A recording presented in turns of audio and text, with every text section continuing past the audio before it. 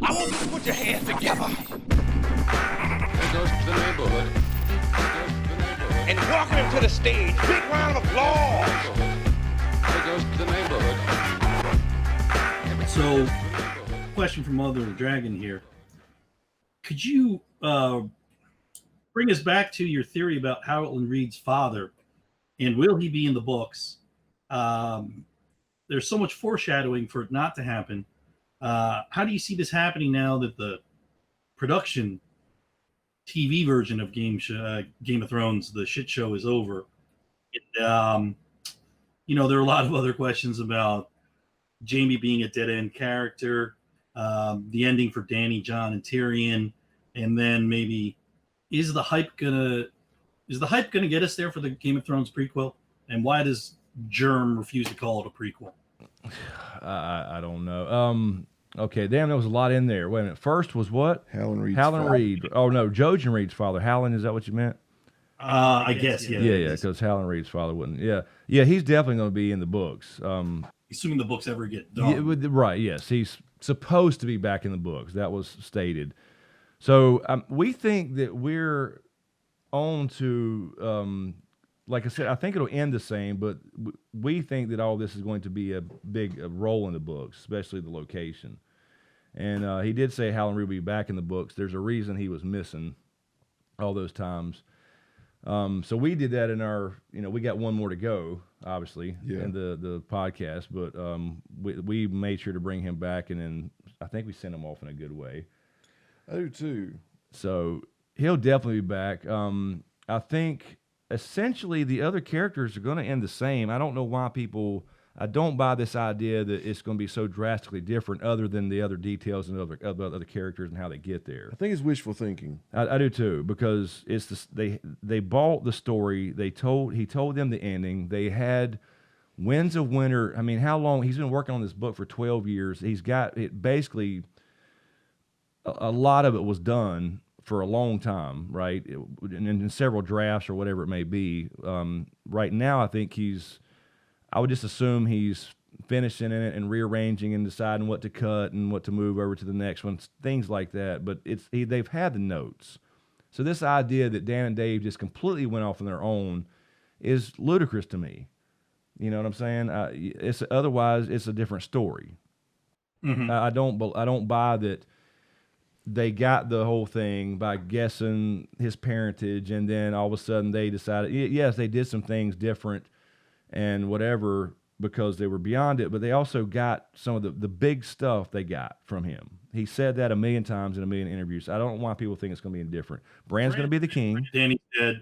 John's in exile, essentially. Yes, I think it's exactly what's going to happen. Now, how we get there, sure, right? How we get there is going to be. Yeah, I mean, I think Dany will be obviously more gradual, because he laid out because now when you look back and think about it, like for example, Cersei, right? She has a lot of the qualities of the Mad Queen in the books, and you think, okay, she's going to be the Mad Queen, and she will essentially. She already kind of, she obviously was that way in the show, but in the books, Dany will end up in the same place. That's just the way it's going to happen. And then when you think back to like the Bran stuff, you think back to early chapters of Game of Thrones when I should say not so early, but after he fell or Jaime pushed him, Bran the Broken. That's a king's name. That's one of those, King Bran the Broken.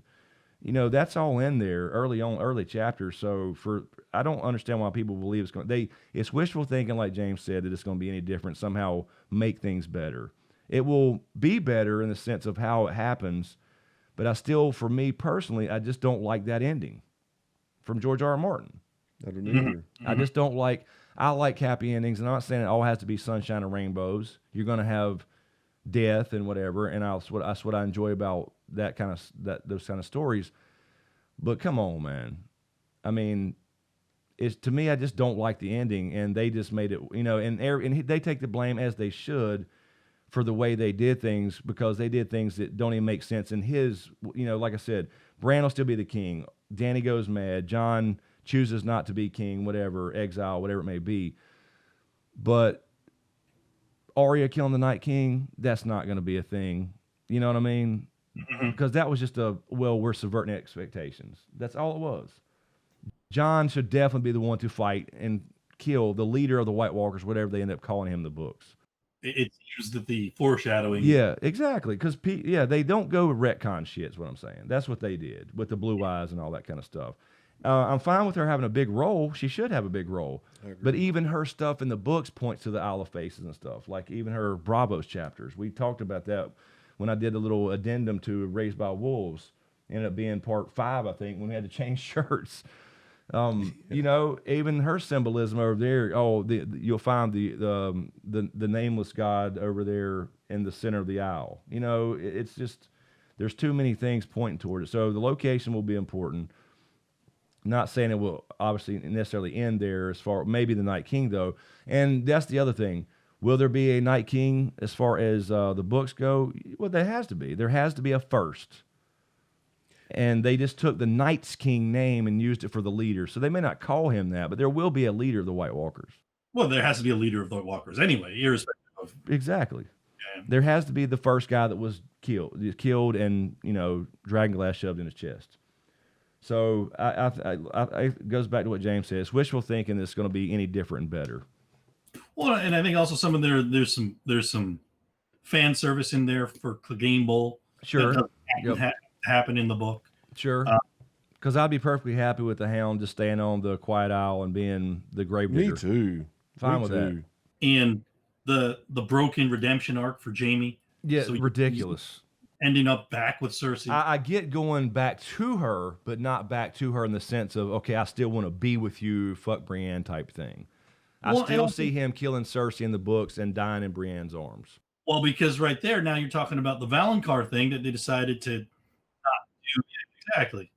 Exactly. So those are the type of things that'll be different. You know, obviously people will look forward to, you know, the Arianne chapters and Dorne and things like that didn't get squashed in the show or in the books like they did in the show. So there's other characters you want to see their resolutions too. So that's all well and good, but as the major ending, that's your story, and I don't see why people believe any different. We get there. Some of the lesser plot points tie up better. Yes, Exactly. exactly. Yeah, because he's got the time to really do the things that need to be done. And that's what takes so long. And I mean, he just takes extra long because he's trying to do so many things. And so we mentioned that before on, I don't know if it's a podcast or maybe just in conversation. Dan and Dave deserve the shit they get, but George R.R. Martin does too, a little bit. He's not a god. No writer is, and you know he's got some problems going on because I think he's trying to do too much, and that's fine. He don't owe us anything. I'm not one of those assholes like give us the books, motherfucker. You owe it. You know, I'm just saying. He has said that himself. He got into all these cons. He got huge. His name is, you know, he got rich. And he was wanted, you know, they invited him every single con to speak everywhere, and he enjoyed that, and that's fine. But now, you know, going back to House of the Dragon coming out, him being a showrunner on that, he's not going to be there all the time like Miguel Sapochnik, but damn, I mean, you can't write Dream of Spring and run another TV show that's going to last 10, 15 years.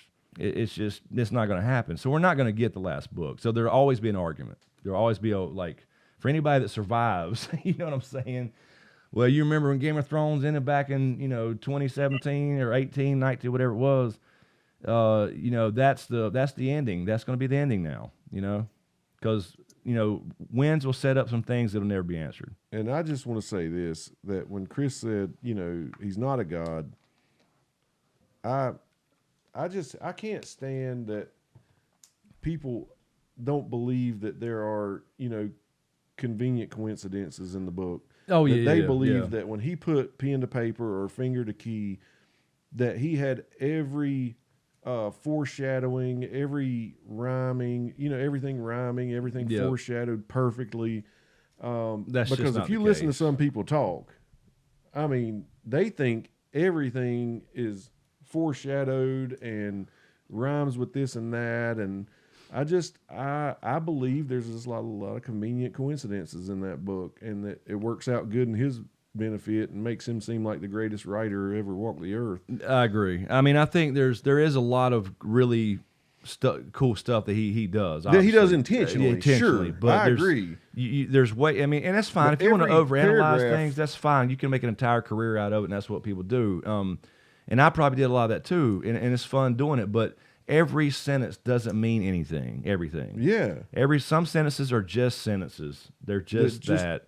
They're it's Carrying the plot along. Exactly. It's not a hidden meaning in every single word. And the more I write, and the last couple of years writing, and especially this last 6 months probably, I mean, I've learned a lot about writing, and it's just not the way it works, you know. And if he walked in this door right now, I would probably make him feel like he's the greatest writer that ever walked the face of the Right. earth. I mean, I'm not gonna lie and act like I'm not impressed. He's awesome. He is. the Yeah, freaking that man. is not meant to be. But I'm just saying, you know, there's so much I want to say, but I don't want to just sound like a bitch. But yeah, he takes forever writing a book, and he's not going to double cross HBO, and everything.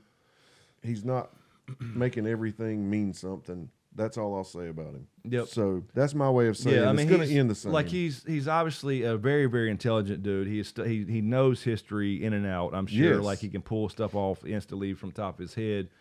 That's all weaved into there. There's no doubt. So I know, because somebody's going to say, if they hear that, well, who are you? You know, yes, I'm not. We're not saying they he's could not direct that at me because I'm great fucking author, but I'm saying every single thing in there is not a big important thing that ties back to, oh, look, there's a clue. It's just not the case. Right. He's writing a story. He has created this giant world, and I'm sure he's got a team of people that he needs to help him keep it straight himself. That's why Elio and Linda are there. Exactly. I mean, dude, Exactly. he's created this amazing world, and I give him all the credit. It's the most impressive thing I've ever been involved in. But see, I haven't ever read like the Lord of the Rings books and stuff. Right. So I'm sure that those are comparable, those worlds and everything. But the world he created is the most impressive thing I've ever read. Yeah, I mean, to me, it's the greatest because it's got that perfect balance for me. Like the medieval stuff, dragons, and just the right touch of magic, but it's not Harry Potter where it's like all magic, wizards, and actual wands. And you know, there's just enough. Like Mizuma said, a love story. I mean, it does have something for everybody. Yeah, it's got all that. So yeah, I mean, I still freaking love it.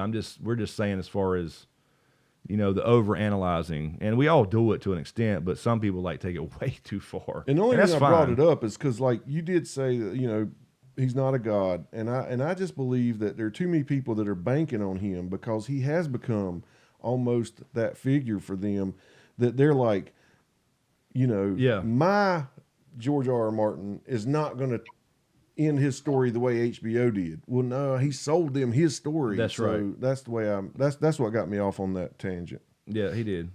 And, you know, for people to pretend like they just ignored the ending and did their own thing is ridiculous.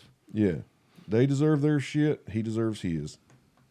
Well, you know, you see, I think what you're saying is you're being very realistic here. That's all we're trying to do. It'll come off as negative or whatever, but, you know.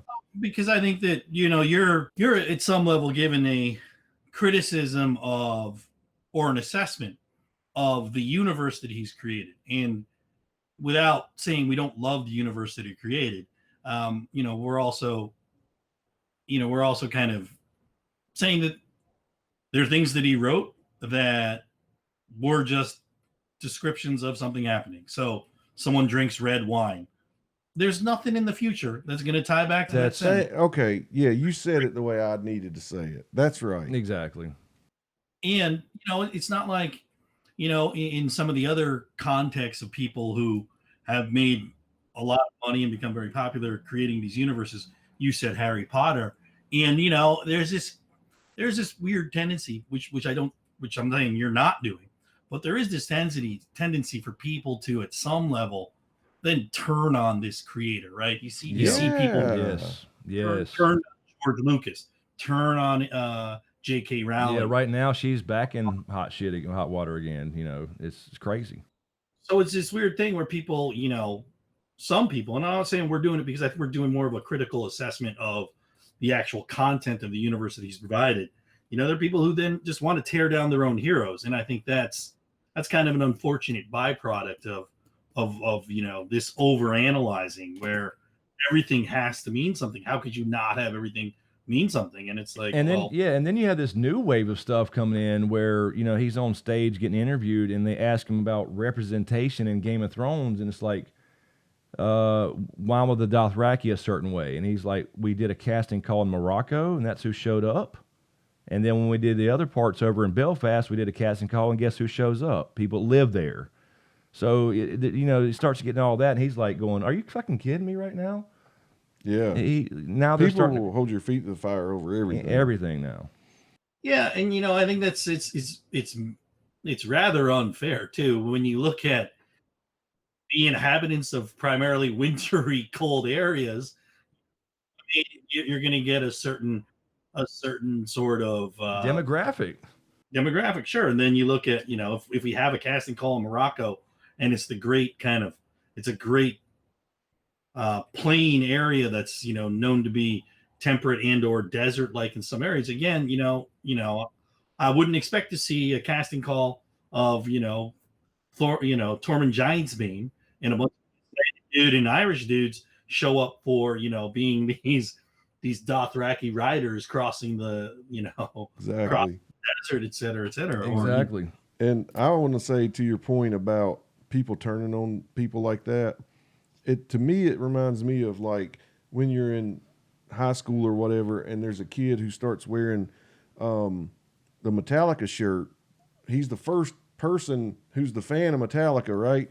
And then all of a sudden Metallica gets on MTV and blows up, and now all these other people become fans. Well, it's usually those biggest hardcore fans that will turn on Metallica only because everybody else likes them now. And they'll say they It's went, like, they wait a minute. changed, man. Yeah. They went soft. They sold out. Sold out. It's similar in so many different things. Once he blew up, and all of a sudden, HBO makes a show about these books.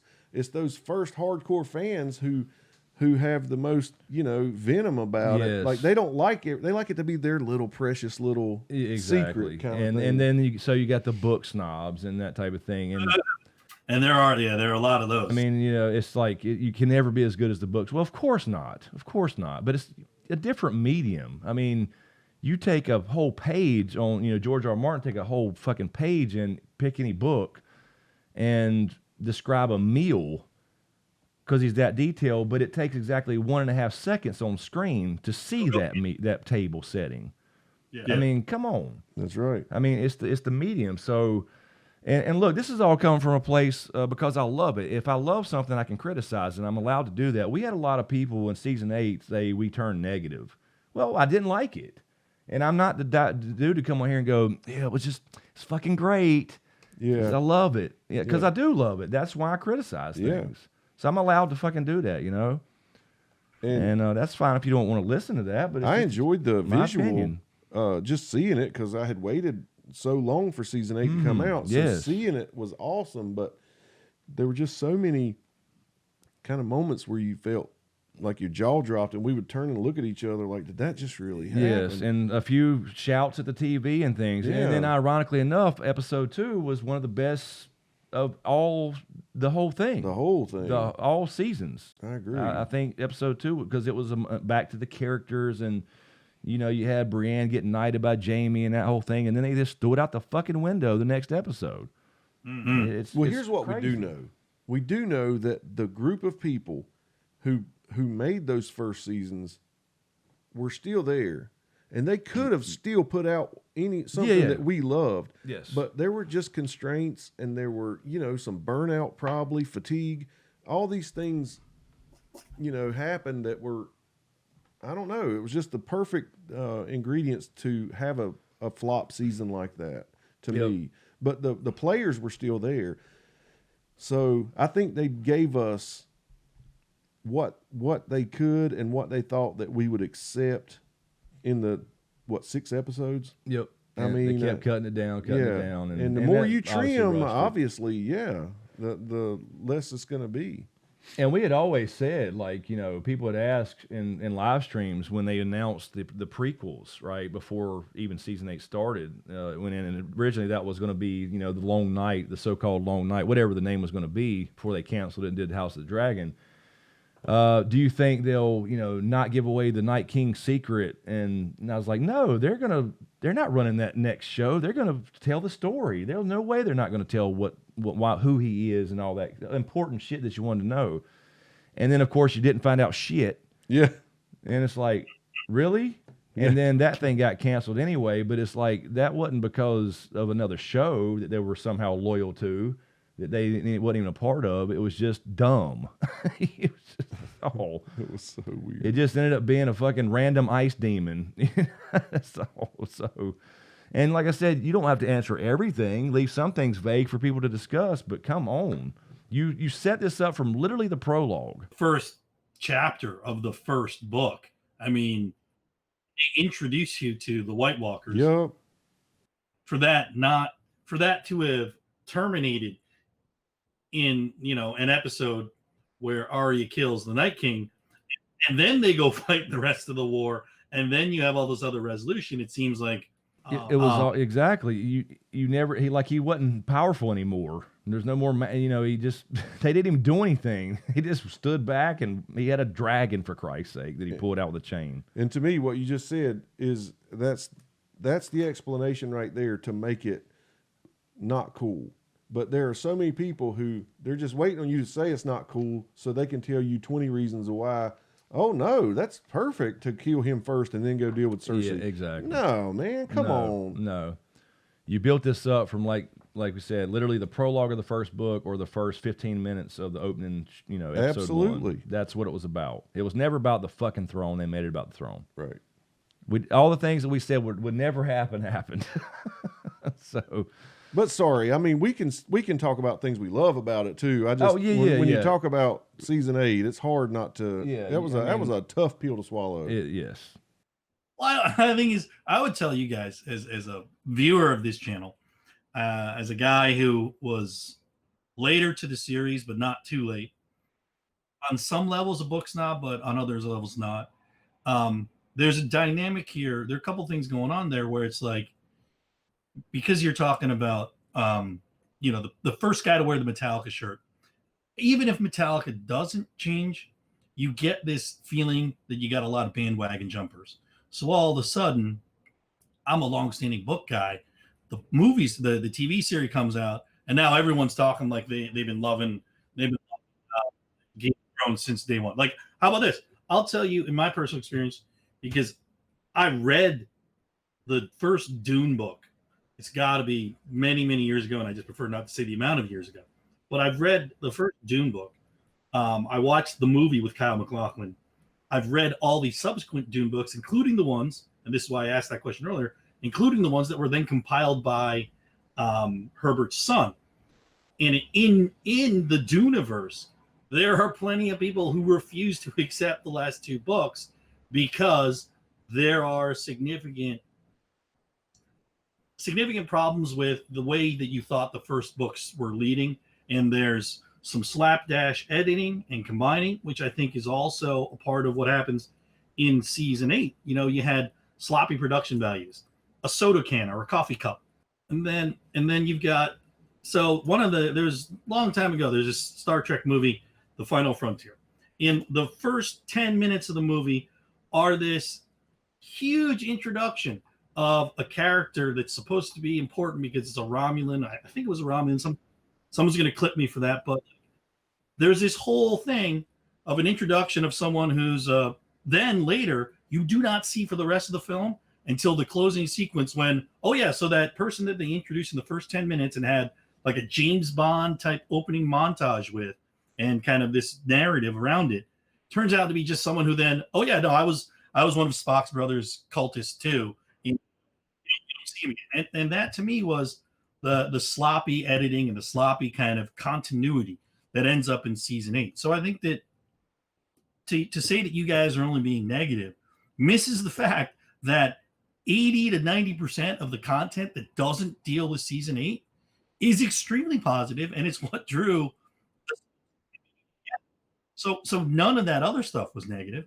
And to then say, well, there was so much good stuff, but we're unhappy with this portion of it, that doesn't make you a hater. Right, exactly. It's ridiculous to me that you can't, somehow criticize something. It's like, and then you'll have the people that come and say, well, could you have done any better? You're not a writer. Well, I'm not a football player either, but I know a lot about fucking football, so I can damn sure talk about it, and I can talk shit about my own team that I supported for the last 25 years. Right. You know what I mean? I don't understand that. Yeah. It makes no sense to me. I mean, if you're analyzing a show or whatever, you can say good and bad and mediocre or whatever you need to. It's your opinion, and that's all there is to it. So whatever. I mean, like I said, it wasn't a lot of people, but there were a few people in there I was surprised about that had been around for a long time, and then we just got quote unquote negative, and that's fine. You don't have to watch or whatever, but it surprised me. Yeah, me too. And because you had people like on other channels that were negative all those years because they were really hardcore book snobs, and that's fine. That was their thing. But then they turned out to be right in some way. I don't know. It was really weird. Sorry. No, I was just gonna say we're not generally negative people. No, not at all. So I think if you're dealing with somebody who's generally not a negative person and they start saying some negative things, I think your ears should perk up a little bit, just a little bit. I'm not saying give us a lot of. Yeah. But I would point to the volume of Game of Thrones material you guys have put out, and with other people. All of a sudden, that's all invalid. It had us all pumped up for season 8. I mean, I tell you just some anecdotes that I have. It's like, so Mother of Dragon, to this day, I don't know how to repay her for making me that Jon Snow cloak from the yes. I remember those pictures. I don't know how to repay her for that, okay? But I can tell you also, we had a season 8 episode 1 party at her house. Yes, I saw those pictures. Yep. They're incredible. For the only time in my entire life will I ever cosplay as something other than Jon Snow, wearing that amazing cloak that she made me. And I went on a vacation. So then I'm down in Rio de Janeiro. I extended my trip 1 extra day so I could fly back Monday night instead of Sunday night, so I didn't miss an episode of Game of Thrones. I literally flew awesome, back man. That's awesome. An extra day later so I could see it. And you know what? I found one of the only primarily English-speaking bars in Rio de Janeiro that also was showing a live stream of the HBO show real time, which is clearly in violation of copyright laws and distribution laws. But I found it. And that's how, not just me, I know that everyone else has a story like that, where they set 1, 2, 3, 4 events around an episode. And that was the buildup that we had going. And that's why I think that some people were so invested in that buildup that they didn't like hearing, they didn't like hearing about how it didn't work out. So 1995 Yankees go up 2-0 on the Mariners, lose in extra innings in Game 5. John Mattingly's last season, he doesn't get to advance to the playoffs. I can tell you there are people as Yankees fans who will hate, I think Buck Showalter was the manager at the time, for making mistakes and ruining Mattingly's last season. And then I will also tell you that I'm a guy who's like, it was really unfortunate and it sucked. But then 1996, 1998, 99, 2000, etc., all happened because of the groundwork that was laid. So, I think some people, they get so invested in something, they don't want to be impartial, or they lose that kind of impartiality. Right. Exactly. And honestly, I think if you go back and watch that all the way up to see episode 6 of season 8, we were still trying to remain optimistic and go, okay, I'm not digging the way this is going, but surely. But they still have time to do. Surely they're going to do this, and this. So we were not really, excuse me, I wouldn't say we turned negative until after it was all said and done. So I hope that because of that people were able to enjoy the season as much as they could, and we didn't bring it down any. I think we only turned negative after the dust settled, I believe. Yeah. If I remember right. I mean, there were trying definitely to remain things optimistic. we were surprised by and didn't like the new, the direction, but you still had that hope that, Well, they can. You always have Bran, right? Because he can go in the past and flashbacks and different things and whatever. So we still have. We were always saying it. Well, maybe next week they'll explain it all. I think we said that several times. Unfairly, I think people thought that we were mad because Dragon Raised by Wolves didn't pan out. Yeah, I saw some of those. I think comments they too. thought that was the only reason we were negative, and that is so far from the truth. No, that's Like, complete yeah, bullshit. Like, that- I saw that not only on my channel, but on other people's. Like, y'all are just mad because y'all didn't get y'all's, predictions correct. No, I got a lot of predictions correct, even among all the, as far as the individual characters and things like that. But that's not what I was doing it for. Just like to, tout my record. I never did a video saying, here's what I got right. You know what I mean? But I saw those two, and it's like, no. It's just like you can't lay all this groundwork and foreshadowing and all this stuff and the undercurrents and then, retcon it. Oh, she saw blue eyes, so that means the Night King. Yeah. It's just, come on, man. Anyway. I think it's sloppy editing, it's retconning, it's a lot of different And things. no matter what, it's still my favorite show of my adult life. Yeah, and that's what's tough about it, because like it's a show that even in every other season before season 8, you went back and watched it all the time, and now you can't even like. Would you? That was the question that came up early on. Was would you recommend for somebody for one of the 15, 20 people who still have not seen this show? Would you recommend it? The answer is yes. You kind of got to, but you also understand. I don't know. They're going to be sad at the end. They're going to go through the same shit you did. At least 6 seasons, or some people argue 5. Whatever your particular take is on it.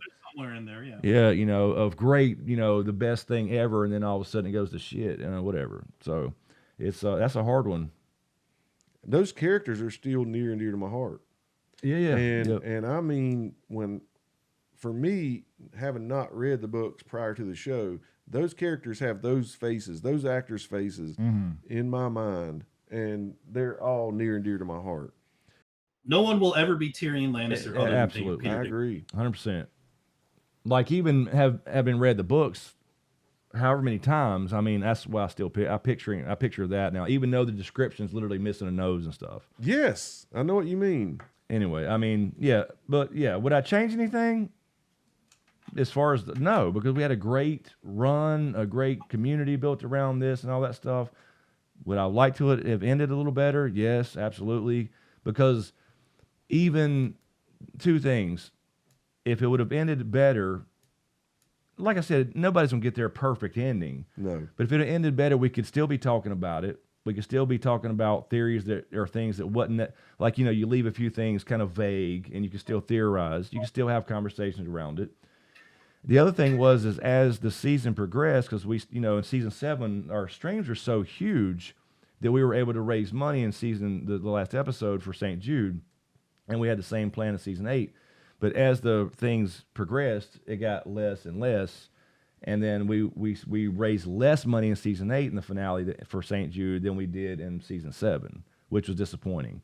Still happy and proud to do it. Hell yeah. But it really affected all that kind of stuff too. Well, I think that just the fact that the numbers, if you look at like the post episode streams in seasons 1 or whatever, the earlier seasons, the first episodes you did of those Sunday night streams, if you just look at the views, the numbers go down. So it can't just be that, oh, these guys are negative. It's that there was, the numbers don't lie in terms of there was a collective loss of interest, faith, etc. Yeah, because That's right. it happened. The channel died that day, but before season 8, it was already something going on. And then when it started, it was less. The whole thing, everything was less than it was the previous year. Well, the 2-year break didn't help anyone either.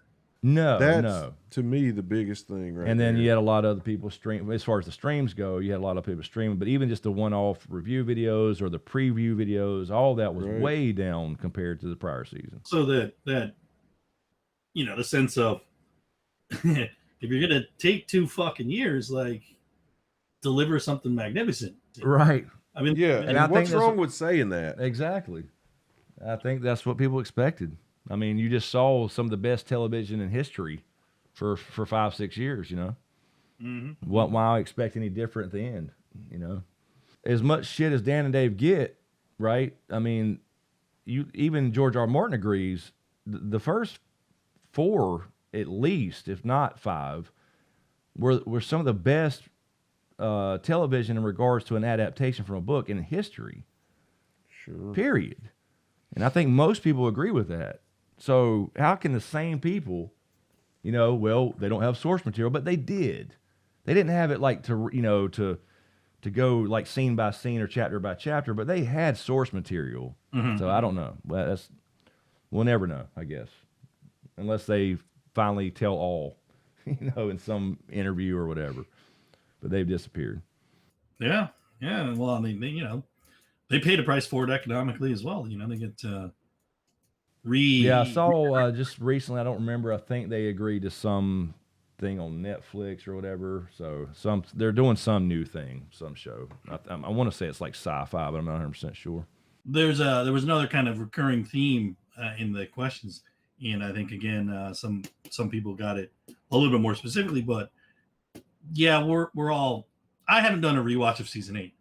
I think I've We have for our podcast, but yep, that's it. Well, yeah, okay. So if you had a reason to do it, I think I've nostalgically watched a few of the earlier season episodes, but would there be a way or something like this, or a community building effort, or a kind of a catharsis or something to have a group rewatch, kind of like, I don't know how you want to spread it out, but just kind of have a group rewatch, and then on a Sunday night we get together and we talk about, hey, so if you watched episodes 1 through 5 of season 1 this week, like we all did, let's get together and reminisce about that. I mean, I don't know. This was a question. No, that's not bad. That's not a bad idea. Yeah, we've mentioned that. Actually, we mentioned that because I had never, like, when it was over, and then you had this kind of, you were numb for fucking 2-3 months. Yes. Kind of, sort of. I was like, well, I mean, I started kind of late. I didn't start till season 5, episode 4. I technically never talked about on a video or live stream seasons 1 through 4 or 5.5, right, or whatever it was, 5.2 or 3. So I thought about that, but then you go back to the, well, kind of what's the point, type of thing too. So all those thoughts are swirling around in there, like. Yeah, it's nice to see, the good old days, but then it's kind of like the House of the Dragon thing people are dealing with now. Well, why not? I want to see the Targaryen Civil War when I know how they end. I mean, the last Targaryens, north of the wall, fucking in the snow, or whatever, as it starts to melt in A Dream of Spring. So, I don't know. I have mixed emotions about it. I think it'd be cool. At the same time, it's like you still know where it goes, but I don't know. No, well, just something that I had thought of, that other people had asked, Taryn had asked. But yeah, we had talked about doing something where you can all watch stuff together in Discord, things like that. Group watch, movie time, and all that kind of shit. But the problem is that, like, if we literally decide that now, and I put a video out, I couldn't reach anybody to tell them. Mm-hmm. That's the weird part about the YouTube thing. Yeah, well, in the background of all this, the YouTube mechanic monetization went to hell, and that's not being negative. That's pretty much probably any streamer that, Yeah, that's just a fact. That's just the way it is. You can't reach your own audience to tell them anything or let you know. I mean, I still get the occasional comment on these other videos for Raised by Wolves or whatever, a couple of the boys ones or whatever. Oh, glad to see you're still doing stuff. It's like, yeah, always, never left. Oh, I've seen comments even on our podcast. It's like, I've been following you guys since Game of Thrones. It's good to see y'all back. Exactly. Whoa, we never left. What's up? So that is odd. It's so odd. Because I would think if you have 10,000 subs and you put a video out, your views should be a percentage of your amount of subs minimum, yes, plus a percentage of people who just happen to show up suggested for them. So, not saying you should get 10,000, but there should be like a number there where there's 2,000 people who watch Yeah, know, the standard channel gets 20% of their you're about right with that. 20% is pretty standard, but when you get like 1.8%, right? something's wrong. There's something definitely And I wrong. you know, I know I've said that a million times. I don't want to be negative and just start bitching about things. But that's just the way it is, and people don't. I don't think people understand that. Well, Like I don't expect 80,000 views after Game of Thrones ended, but I would expect 10. We know when we say Yeah. something about something just like this, that the comments will be from people who are getting them every time, or Yes. who seek them out. Yep. You know, we're not trying to, you know, constantly bitch to the same few people, but unfortunately, you're the only ones. Yeah, that's right. Seeing this stuff, you know. And we still see those comments, okay, you know, where whatever, you know, oh, glad to see you're back. Mm-hmm. No, we never left, and that's what I mean. Like, it doesn't matter what we decide to do. I literally can't reach the people, even through community posts. Nobody sees those, you know, especially. But I literally can't reach the audience that was always there to say we're doing whatever we're doing. So it's like, what do? You can't email them all. I don't have an email list, you know, built from everybody that subscribes. That's not how it works. Maybe drop a video and call the video test. You know, and come up with a name so they'll be sure. You know, like if you see this, just say Yeah, I'd be comment. curious to do stuff like that. Just note, you know, titles, tags, none of it. But somebody on YouTube will be like, "Oh, here's another of those guys running a test. Send it to everybody." Yeah. what's the what's the cold hard numbers of it? I mean, are they looking at you know the concept of engagement where it's you'd be better off having 10,000 subscribers and be constantly hitting? No, they don't. That means nothing. It's all watch time. Just aggregate views, watching. That's all is to it. So you know, theoretically, if you put out a video, like if we put out a podcast that's an hour long, let's just say an hour, and somebody's watching 60% of it, and it's got more the views are a little bit above where they normally are in whatever range. It's usually the last 30 days. And then the watch time is above average. And then you're also getting the total watch time as far as you're talking about watch time total, and you're talking about percentage viewed is what I'm saying. So you got two different things, metrics there. And then the total views. That video should theoretically be recommended more. Mm-hmm. Okay. But the problem, and that is happening to some degree. The problem is every time you upload is you lose 10, 20, 30 subscribers and only gain 5. So we went from 83,000, whatever it was, back to 78.6. Yeah, but do the non-viewing subscribers matter? Shouldn't you want, in some level, fewer subscribers who do actually increase your aggregate watch time and your average engagement, like percentage of viewers? Well, the thing is the subscriber thing, the way it's supposed to work before they went to the stupid bail system and notification system is where they even, because you click subscribe, right? Like you, Mizuma, you got on YouTube and at some point you found this SmokeScreen channel for whatever reason you liked it and you click subscribe. So you were sending a signal saying, I want to see the content on this channel. They should show up in my recommendeds because I've elected of the 100 things that I'm subscribed to on YouTube. This is one of the click things. So what they decided to do over the last 2 years is instead of saying, okay, well, Mizuma, user, 5039789, he clicked subscribe to this channel, but we think he'll like this one even more. So they even fuck with your feed. Mm-hmm. And so even the people that's why it don't get pushed out to, and people don't know we exist who are still subscribed. Because even it's buried in their feed because they organize it and put it in. It's not. You've got feed, and then because I know what to look for, so I drop down to subscriptions, and I look. Well, the people that I actually want to watch show me their videos, and you have to go to a specific area to get. Yeah, and it takes somebody to say, oh, wait a minute, let me check out this old SmokeScreen. Let's check them out again. Go find a video. If they watch it, then the next time we drop one, then they may get seen in their subscription feed. Yeah.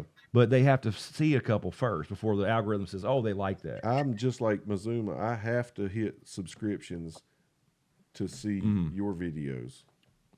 Yep. And usually, you'll tell me, hey, this is dropped or whatever. if I hit subscriptions, it'll be right at the top because you just dropped it. But you would think, as much as YouTube knows I'm on SmokeScreen's channel, that I shouldn't have to go to subscriptions. It should be like suggested to me as soon as I open the app. And back in the old days, it was, Yeah, right? It was. Exactly. And the subscription feed was in linear order by your subscription. So if I dropped a video in channel Z over here and channel A, B, and C over here, you know, dropped them in whatever order, that they would be in your sub feed in that order, where now it's based off what you've recently watched. That's so strange. So if you've watched a little bit of A and a little bit of D over here, then that's what's going to be up top now. You know, so it's too much digging. And then nobody's going to, and I completely understand, why would somebody click a fucking notification bell and then turn them all on where every fucking 3 seconds your phone's dinging? So nobody's doing that. I can see those numbers now. Like I got 8% of 8.8% or something have notifications on, but you also have to enable notifications in a different place. So there's too many things to happen for you to even get notified. So it just don't happen. They're making it hard on every creator, especially small creators, and the big ones, they're suffering too. I'm not saying they're not, but they can still pay their bills and not worry about things and whatever. So they're dropping probably similar percentages, but when I've talked to YouTuber friends of mine, they've dropped too. Like I said, the difference is those they're still getting 10, 15% of their base. I'm getting like 1.82, 3%. So there's something wrong there, you know, but every time I've asked about open a ticket or whatever, it's like they just send you a link. So, and that's that's what's important about 100K is you get a direct line. Yeah. Anyway, not to be negative, but that's just the truth. That's just the reality of it. Well, it's just the behind the scenes algorithms of YouTube, and you know, it seems like you would guess from that there's a push to whatever have the same people show up more frequently because they and it's in their interest, you know, but it's weird the way, because you know it is in their interest for people to watch their videos and stay on your channel, but it's weird the way they, I don't know, I'm not sure, there's just too much now, I guess.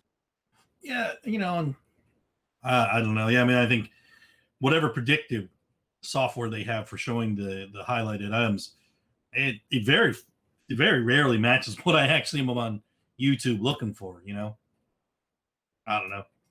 You know. Yeah, it's different for everybody, so I can't speak for, you know, what you experience on it versus somebody in California versus, you know, James or whatever. I still can't figure out how I get his goddamn fucking unicorn videos on the goddamn feed. Unicorn Sailor Moon, what the hell? Maybe my niece is watching my YouTube channel jamming me up like that. So what I wish that we could do is if there was a, back in the day, if you could have created another channel when it was booming and all the new channels were growing like crazy. Right, yeah. The ones that came after you, if you could have created one of those, put a voice modify, you know, changer on to, you know, have like a female British voice and not show your face, but put the exact same content out on a brand new channel and your channel, and watch one get pushed and not the other. Yeah, you know, we mentioned trying to do experiments like that. Yeah, stuff, just to see. I don't know. I think you're seeing a lot of that stuff on Twitch channels. You're getting very, very specific user demographics for, you know, I watch a lot of Twitch as well, and you see, you know, male streamers versus female streamers. You're getting a very different kind of demographic and community around that. Because the only thing that really puzzled me was when it was super booming, how if there's this many new people on YouTube they're searching out Game of Thrones content. Yeah. How in the world would a channel with 80,000 subs get missed by all these new people? Yeah, meanwhile, all these other newer channels were growing like crazy, and yours was just, you might gain stagnant. 2 or 3 a day. Exactly. And that was season 8. That was the way it was. That's so weird, because you could just go across the board and find all these new channels, and they were getting tons of subs. Yeah, and because we had talked about that one time, like you look at the Game of Thrones actual channel where the trailers came out, for example, it had like 12 million subscribers, and you're thinking, okay, there's 12 million people. That's a at good- least. It's a yeah. good indicator of like there's 12 million people that watch for this kind of content. I don't need 12 million subscribers. I need 100,000 of them. Yeah. That should be easy. Mm-hmm. In the sense And of, the 100,000 that you got would be part of other channels too. yeah, absolutely. Because I never Exactly. saw it as That's like not a lot the, to the competition thing or assume. whatever. Because it's all very similar content and people have different perspectives, so that's fine. So I didn't understand all those new people coming in and somebody blowing up to 500,000-600,000 subscribers that was fairly new. And yours not even going up 5 or 10. And mine's just ticking. Yeah. You know, except for, like I said, the very first, when I did the Boston University thing, and that became the most viewed video. And that first night of episode 1 of season 8 was like, oh my God. Because, I mean, it just literally took off, viral type thing. And then we trended earlier in season 7, but that didn't repeat, even though that video was out for season 8. It didn't repeat for season 8 as far as the live stuff. I know. It was so weird. But we live trended every day, every week on season 7. So it's really, really odd. And I know people don't want to hear the bitching all the time about it. Like, oh, he just does videos for, and complaining. Yeah, but look at what like the actual YouTube channels themselves, for example, YouTube creators, their own channel. They put out stuff about YouTuber mental health. There's a reason for that. You know what I'm saying? Mm-hmm. You built this thing that you worked your ass off for, harder than any job, no matter what it was, and then to watch it all crash and burn because they decide the subscriber model is stupid now, or whatever it is. So, anyway, that's just the reality of it. And the weird thing is, and then we can go into whatever he's got next, the quality of the videos you were putting out were so much better when you were gaining fewer subs than in the beginning, because your editing skills got so much better and your production value was so much better. So it was weird to watch it slow down as you got better. Yeah, it's almost like kicking, which was the complete opposite of when I started. The few videos that kind of put me on the map, and then it started that snowball effect, like it was supposed to, like you learned it would when you started to read and watch all the how to grow on YouTube. I want to be a YouTuber. You started watching all that and learning, and that's what kind of happened after I put in the time and effort, and then for it suddenly just reverse. I mean, put yourself in those shoes if you're, and think about that. That's exactly what happened. And then now there's nothing you can do about it. You know what I mean? Like there's no way to say, hey, we're still here. If you like, this new show or this new podcast or whatever it may be, you can't even reach the fucking people to tell them. That's what's frustrating. Like all good things. Look, and I mean, underpinning all of this is the fact that, season 7, season 8, there wasn't. Some people would say subjectively they weren't as well received, season 7 and season 8. And I think that probably a lot of the bandwagon type streamers who saw what could happen in season 7, and all of a sudden there's 20 guys doing the same thing versus Oh yeah, no doubt. Yep. I think that basically can't blame them. Nope. it becomes a victim of its own popularity, I suppose. That's right. I agree. Yeah, hey, look, man, this is what we're here to talk about. This is what we're here thinking about, and remembering the good old days of community and fun. Yeah, man. But it's good to hear from these people. I got, what is it, about 10, 15 people here to ask questions in, I don't know, a couple emails, a couple texts. That's what I was going to say. It's good to know that they You know. cared enough to even respond to you. Yeah, when you go out and I had a very specific focus and I wanted to get questions, and I think people responded to that because it was just really direct. It's also content is oversaturated in some ways too. I agree. Oh, no doubt, I no agree. doubt about it. There's lots of little factors, but it's just something really odd. Like I said, when I compared, because I think most all got YouTubers, Ice and Fire YouTubers, and everybody got hit. Obviously, we knew it was going to end, but we talked about that for a year and something or more, about other things, and other shows were announced and all this kind of stuff, and we knew it was going to end. So you try to prepare for that, but then it's like literally a switch was flipped. So I mean, what do you do? Well, yeah, I mean, the rewatchability of season 8, it hurts. The content underlying it hurts. So Yeah, when you see your baby sick, you Right. know, Yes, exactly. you want to fix it, and you're gonna cry. And it drives you crazy in the process Mm-hmm. because you trying to figure out with their own damn system, their own analytics, that they provide you, what are you supposed to do? But so that's where going back to what you said earlier from Steph, and I think Steph Snow's question. That's part of my mental health is where it's been. James knows all. We've had all these conversations. Absolutely. But I that's had to where give him 3 enemas. I thought it was 4. Anyway. But no, honestly, you're right. We have talked about a lot. It's the purpose. I have no purpose anymore. That's kind of they were for fun though, right? Yeah. He was on the top bunk like. I was like, let me try to pour this in there. He had a fucking funnel. If you could see the way he had his legs peeing behind his ears. Well, Nicole Warden of the Wharf clarity on who gets on which bunk. So apparently, James is the top bunker. Nicole Warden of the North. I can't believe we went up to Cherokee and didn't take a picture of Mizuma at the fucking actual bunk beds that were in the room in the basement of love. That's the weird. Actual bunk beds, and I don't want to violate the privacy of Doc Bukaki Holiday, but Doc Bukaki. We're roommates for that. And fuck Norma, by the way. Yeah, that nonsense. Yeah, I mean, I would, because I know you're too nice to say this, but I would tell you like, that VR, what is it, VRBO? Yeah, yes, I believe. Yeah, I The mean, website, the winner. Oh, yeah, for saying all that crap.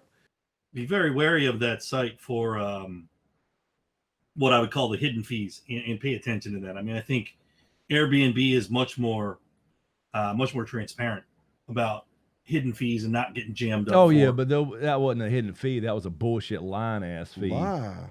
That was just a fucking lie, straight up. But that was chosen because it accepted pets and it was closest to with pets. So, but yeah, that whole thing that surprised me. That really did surprise me when he called me and told me that. Yeah, it hurt my feelings, man. Yeah, I hate people lying. It's not. It wasn't just like, oh, there was trash and it stunk because they told us to keep trash put it in the bags in the basement because there's a bear.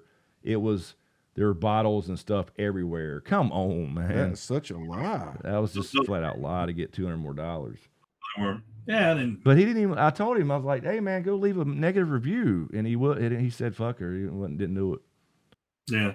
So, buyer beware on the VRBO. Look at the rating of post, and if you have, things that just seem like, because I know people who Airbnb frequently, and it's like, look, I'm gonna charge you $100. Make sure the place is easily cleanable, and that's it. I take my $100 for the cleaning fee. A lot of these guys clean their places themselves, so that $100 is just extra revenue. Then you look at the things like the reviews where it's like, oh, great host, no hidden charges, no surcharges, got my deposit back, and I think that Airbnb is just a little bit better run in that sense. And, we obviously had a negative experience in Cherokee, which I think adversely affected our memories of that weekend. And James, can I steal a phrase from you from that weekend? Certainly. I never thought I'd be eating carrots and spaghetti sauce and liking it. That's right. Never, ever, ever. That's right. That was some good ass meat sauce, man. I know. Zuma cooked it up. I told everybody at work, I was like, I asked them, have you ever had carrots and spaghetti sauce? If I did, I didn't know it. Exactly. Well, the thing is, I think you only know because you saw me put them in there. That's the only way I would have known. I tried to get them, diced down, and then they. That stuff was delicious. I ruined 3 shirts eating that stuff.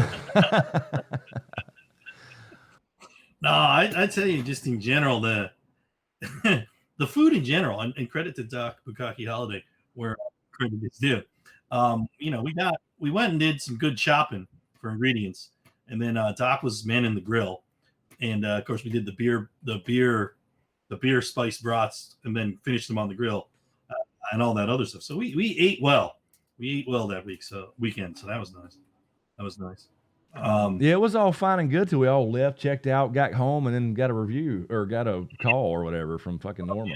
Well, I think therein lies some of the warning is if you have to leave a deposit on top of agreeing to pay for cleaning and turnaround, it's like, well, if I'm agreeing to pay $250 already, why do you need a security deposit that's not refundable on top or whatever? So I think that woman there is a ripoff artist, and I'd be, I guess, wary of looking at something. Yeah, like think that. there would have been a lot more negative reviews before getting it, but there wasn't. And what sucks is you write in their little book. Yeah, exactly. You write in that before you realize they're a scam. Exactly. Yeah.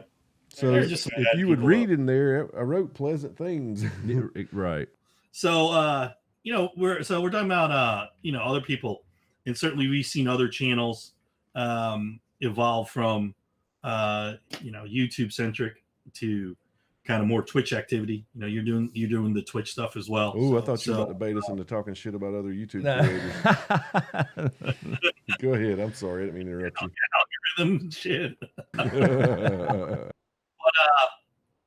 So Mitochondria is back. Obviously, big Fortnite player. I think he talked about this question at some point, and it's like, the problem with a lot of these games, just kind of like with Game of Thrones, they get real popular, and then the next game comes along, or they refuse to support it with new content, or like in Fortnite's case, they kind of move it to a much more aggressive pay for shit scheme. So, Dead by Daylight, Fortnite. What was that one that actually did get killed off? The one that Tide Time loves? Death Garden. Yeah. So what do you do when you see a game that, you're good at, invested in, and you see that their model is now turning against new players and all this other stuff? I think Fortnite cut the payouts in their upcoming World Championship as well. So I don't know about the competitive side of things with Fortnite, but Fortnite's remained pretty much the same. I played it so long that I got just sick of it for a while, and now I'm playing again this season because the whole Marvel thing. So I think it's kind of back a little bit as far as just the gameplay. I don't know about the competitive side of things. Mm-hmm. Dead by Daylight, I just love that game. Always have. I like those small match-based games, and it's horror enough, but it's not one of those, jump scare games like Resident Evil and shit necessarily. It has its moments like that, but they're just now updating it, and there's always a fresh killer and fresh content, new maps, and the graphics are fucking on par right now. There's a public test build coming out, and this all the other maps will be updated. So it's a 4-year-old game, but it's still got a huge base, and there's a pretty big community on YouTube for that as well, or streamers that post their content on YouTube anyway. But yeah, I don't know. I've never been a serious Twitch streamer. I do it because I like the idea of streaming and hanging out. And it became a little bit of supplemental income too, especially with YouTube dying.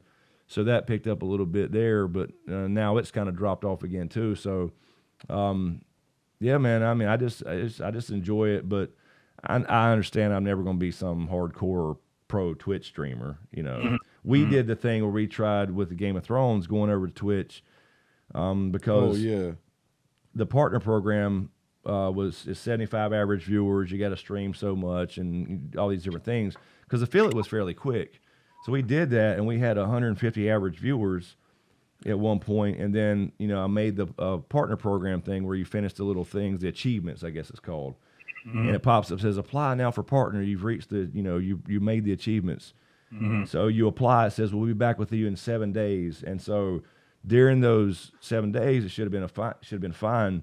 But then we kind of went back to YouTube some and didn't hang around Twitch that entire time. And then instead of taking 7 days where you had 150 average viewers, you had all this stuff, met the requirements. It took 8 or 9 weeks, and I didn't maintain that. So by the time they got back to it, it dropped to 73 average viewers, just 2 below what you needed. And they said, get that up by 2, and we'll make you partner. But by then, it was over. Because they do they do that rolling 30-day kind of. You have to maintain it. They didn't tell you that part. They just tell you to get there and apply. And you're not guaranteed anything anyway, but I knew at that time they were saying they wanted more than gamers. So I just said, let's try bringing some Game of Thrones people, you know, kind of pop culture stuff over there, like just talking or whatever it was called then, just chatting. Yeah. So we gave it a shot and we made the thing, but, you know, then they took their time replying. So no ASMR plans then for the channel? Oh, God. I have thought about it. Hey, man, I tell you what, for an algorithm, as far as the YouTube, like we're saying, the algorithm, that's the perfect thing. You play an hour video where somebody falls asleep to that shit and they watch 100% of it. That's the perfect thing. It really is. But there's so many. But yeah, I don't know. No, I need less shit to manage, man. I had, you know, because we did the whole thing. I had the vlog channel I started doing. Because I was trying to think ahead, you know, like, oh, this whole SmokeScreen thing's blowing up. People was like more interested in me personally for whatever reason. Well, I thought that was odd, but like started the vlog stuff and then the gaming stuff on the side, and it was all just side things. But then they changed the rules, and those were no longer monetized, so I hadn't really touched them since, you know. Because you're not supposed to do, like, that's kind of the rule, right? You get in a niche and stay there. You stay in your lane. You can't throw gaming stuff and Game of Thrones stuff and whatever all on the same channel and grow. But Twitch is more of a, you know, I play games, I figure while I'm playing them, because I'm not a hardcore gamer like I used to be, but I figured while I'm playing them, I might as well stream them, you know. No, at that level, yeah, no, that makes sense a lot. But yeah, you'd have to go, 40, 50 hours a week or ASMR, or, you know, some mentions here from Nicole Warden of the calendar. When's that coming out? Yeah, I'm sure that was all Nicole. That was fun. How's the Vagicerts marketing going? Vagicerts. That's kind of that was Big Kev's creation. Vagicerts. We had Vagisil originally. He done changed it from he combined Doc Certs with our Vagisil.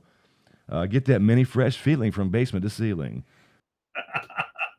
Yeah, I mean, that's the thing, man. We have to make up sponsors, you know, and we've talked about this for the podcast. We've reached out to some people, some small things, and had a few people email us about small sponsorships, and they want to start out by giving you something for free. And it's like, well, I'm down for something for free, but we kind of need to get paid.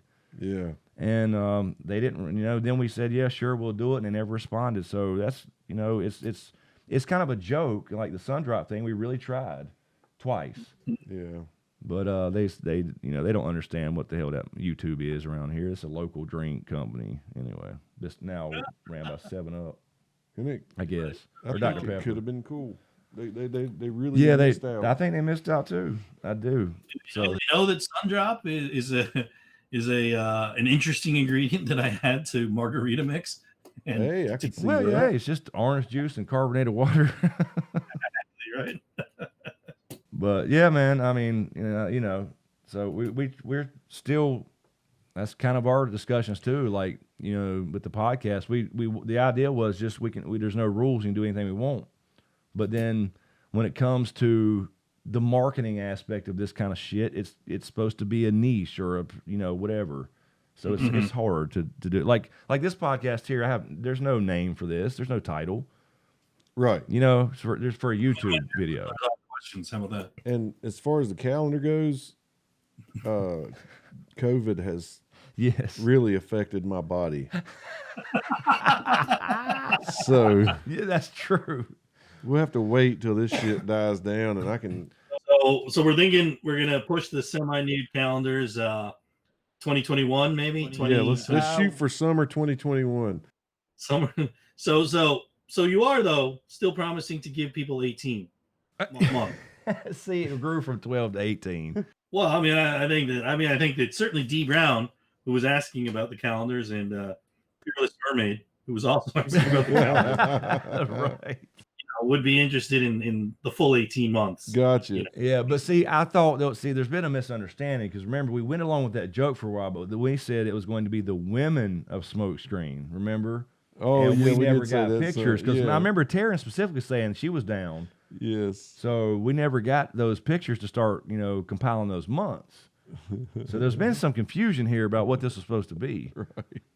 No, I mean, if you pardon the expression, I thought it was a tit for tat sort of thing. You guys would go first. Like Game of Thrones characters. Well, I do sexy got wigs and Tormund or shit. something like that. Yeah, I guess we could. Yeah, I do got wigs and shit. We did. That was the other thing I tried. Comedy skits. I loved them. I loved doing them. I enjoyed them too. But especially when your ass peeked over that little ridge, I laughed my ass off. The green screen, man, that was fun. And it was supposed to be shitty, But yeah, maybe we can do that. Well, I mean, I think that certainly Renly could be a character in there. Right? Yes. Now, Renly Baratheon, he was a key player in the War of the Five Kings. I mean, Absolutely. Shouldn't neglect him. He's an important character, of course. Oh, hey, I forgot D Brown. D Brown asking about porch talking sessions. You guys have been promising your porch talking sessions, and what will it take for you to come to Dallas? Oh, to Dallas? Oh, hell, well, James went. I just got canceled at the last couple of weeks. Hell, we should just do it. We should just take a road trip. It's kind of why Cherokee happened, as far as like where to meet up, because we were talking about just getting the fuck out of here and going gambling and whatever before COVID and all that shit happened. Gosh, and COVID ruined that whole It ruined the casino experience. Yeah, it really did. Didn't feel the same at all. And then all the waiting. Yeah, I mean, they weren't dumb. They raised the limits. There was one $10 table that had 5. That was the same way last time I was there.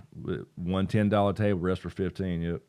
Yeah. Well, I mean, what was it? A Harrah's own property now, or yes, something? Harrah's. Yep. Yeah, I've already got my little thing in the mail. Did y'all get y'all's? No, I think I've gotten their emails since I went a couple of years ago. No, I mean in the mail. I don't think I've got anything in the mail. Yeah, they sent me a little pamphlet. Well, yeah. Unfortunately, because it was a Harrah's property, I've been at other Harrah's properties, so I didn't get that free money. Oh yeah, the $50. Yeah, I didn't get it either, and I hadn't been there since 1998.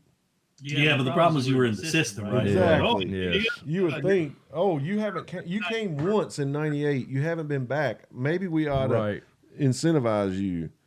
But no. Let's see here. Oh, all right. So Doc Bukaki Holiday. With the serious questions here. I'd like to know who was the biggest influence in respectively each of your lives and why. Maybe one family member and one non-family member, and you can't pick each other for the non-family member. So I don't know. That's it. Or follow-up question to that is your scariest Halloween memory. So Holiday kind of coming in with some interesting questions. Influence. Damn, I hate to be cliche, but Michael Jordan was my influence outside of my family. That's all I cared about up until college days and shit. I have a couple. Stephen K. Hayes, my teacher, we were talking about martial arts earlier. That was big on me as a kid, because I grew up reading his books when he went to Japan, became one of the first Americans over there and all that kind of thing. So people like that for sure. I've got one non-family. One non-family. Go ahead. Michael K. Beaver. Yeah. He's the guy who owned the funnel cake business that I started working at as a teenager. And he's the guy who, well, obviously he taught me the ropes as far as doing, concessions. But it was, he had taken this poor kid who had never been out of North Carolina, and he taught me that, no matter what room I walk in, act like I belong. Nobody's better than me. The amount of money they have, doesn't matter as far as being better or worse than you. So, keep your head up kind of thing. Because I was shy, and I always thought I was beneath everybody. So he got that out of me and taught me that. And a lot of other life lesson type things. And, I have to give him credit for that. So that's my non-family one. Old Carney. I mean, I hate to say that because he's more than that. He's just a dude from down the road who his dad had a snowball truck, and he just gradually worked his way into doing concessions Right. at fairs. So he's not like technically a real carny. We like to joke like that, but Not a real carny. yeah. Hey, what qualifies as a real carny though? You travel with the carnival I and got you. sleep under the rides and shit. Right. He had his own little Yeah. fifth wheel trailer and shit. What's a snowball truck?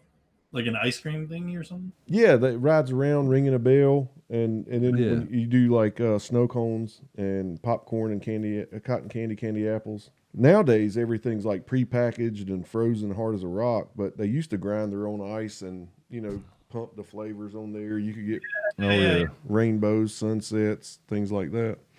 Which was just colored sugar. Mhm. Yeah, exactly. And it sucked when it ran to the bottom. It was just ice left at the top. You just drank the sugar water. Yes. What was the rest of Doc's question? Maybe a family member. So then your scariest Halloween memory. Halloween. Scariest? Man, we had a lot of fun on Halloween. I guess we about got arrested several times. I was gonna say something like that. Like, I mean, there was no like scary, like in the traditional sense of Halloween, but yeah, we just down there getting arrested for doing stupid shit that I may or not want to mention. Nothing horrible, nothing like we didn't hurt anybody. Yeah, nothing like that. But I think I told this story before. Is we were like 13 and we were gonna go egging houses on Halloween, Right. and this guy's like, "Okay, let's go to your house and get some eggs," and I'm like, "We don't have any eggs. I'm poor." So I go in the house and I look around. I'm like, "I don't have anything but onions." And he's like, "Well, bring the onions." So I brought them. And Timmy, freaking from the road, hit somebody's front door and busted the glass out with one of my onions. and damn, this guy came in a car and chased us down into the woods, and we were terrified. He was out screaming how he was going to kill us and everything, and we were hiding, like whispering and shaking.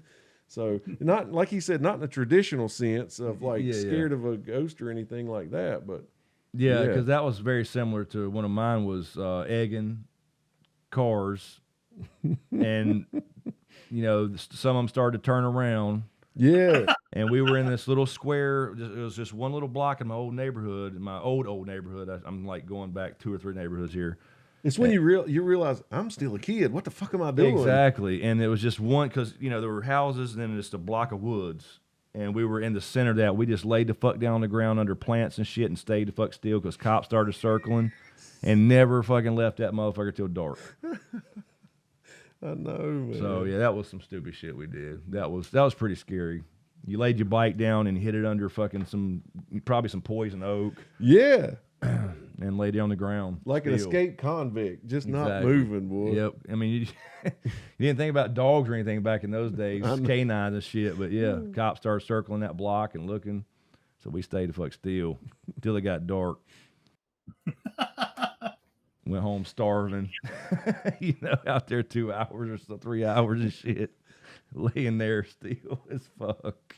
Some good old vandalism and then hiding from the cops for 2 hours. Yeah, just stupid kid shit that you look back and think how retarded you were. Yeah, because imagine if you're driving down the road in your car now and an egg hits it. Exactly. You're not thinking about how hard they work for know. that car, and You don't. and When could you're a actually kid. could have caused somebody to wreck or something, man. I mean, we knew better than because you had people, dude. I've seen. I didn't know any, but I had seen where people had thrown like big rocks off bridges and shit. And you're like, what the fuck is wrong with you? And that's what I thought. Like you had that moral sense of like, we're gonna maybe hurt something, maybe at the most, but we're not trying to hurt anybody. Anytime I've ever heard those stories, I'm like, no matter how dumb I was as a kid, I knew better than to do that. Exactly. Yeah. But yeah, so there was pretty much the same story. I think probably different time. I don't know if that was Halloween necessarily, but yeah, very similar stuff happened on Halloween. Mm-hmm.